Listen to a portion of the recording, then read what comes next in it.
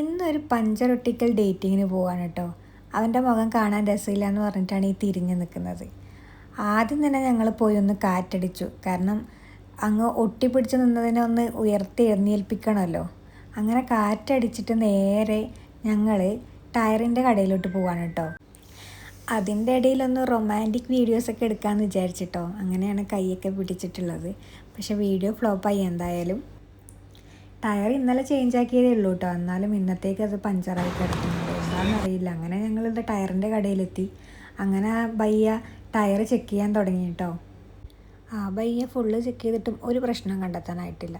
Last ഒന്നുകൂടെ check ചെയ്തപ്പോഴാണ് വാൽ ട്യൂബിന് എന്തോ കംപ്ലൈൻറ്റ് ഉണ്ടെന്ന് മനസ്സിലായത്. അങ്ങനെ അതും ചേഞ്ച് ആക്കി.